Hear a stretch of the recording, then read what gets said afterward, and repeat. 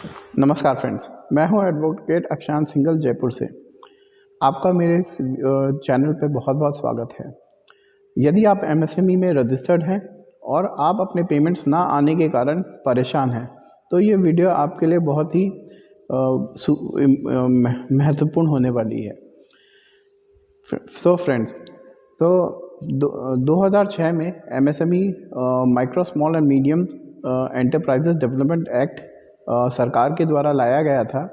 तो basic purpose इस act को लाने का था कि जो बिज़नेस साइकिल है, जो पेमेंट्स हैं नहीं आने के कारण जो बिज़नेस सफ़र करते हैं, तो उस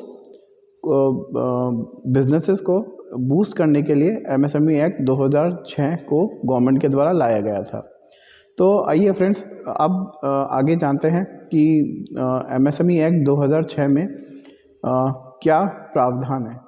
बेसिकली एमएसएमई एक्ट जैसे कि मैंने बताया कि बिज़नेस को एमएसएमई सेक्टर को बूस्ट करने के लिए लाया गया था। तो आप कोई भी कंपनी जो एमएसएमई में रजिस्टर्ड है, यदि उनका पेमेंट नहीं आ रहा है या कोई पेमेंट डिले कर रहा है और दे नहीं रहा है, तो सेक्शन 18 के अंतर्गत आप एक रेफरेंस फाइल कर सकते हैं। वो कंपनी एक रेफरेंस फाइल कर सकती है सेक्शन 18 के अंदर।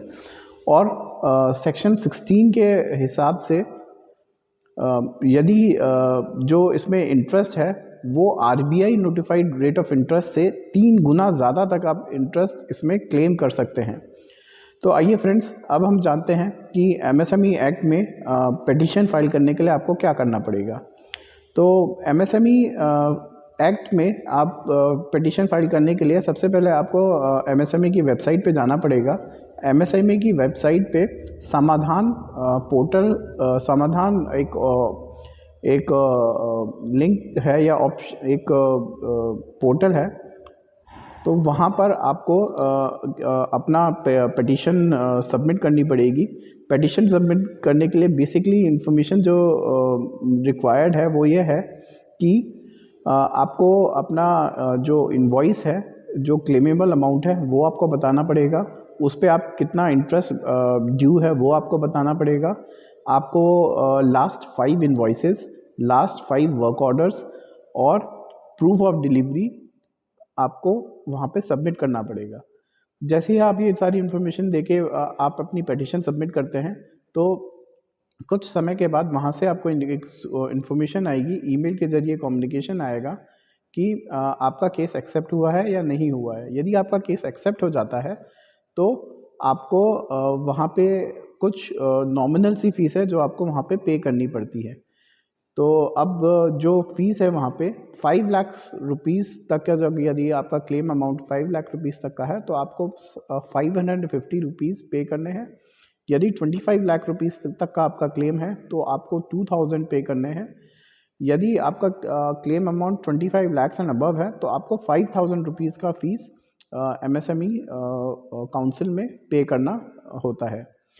वो ये फीस पे करने के लिए भी आपको किसी बैंक या कहीं जो फिजिकली भी चालान से भी पेमेंट कर सकते हैं, लेकिन ये पेमेंट आप ऑनलाइन भी अपने ऑफिस से, घर से, अपनी कन्वीनियंस के हिसाब से आप पे कर सकते हैं।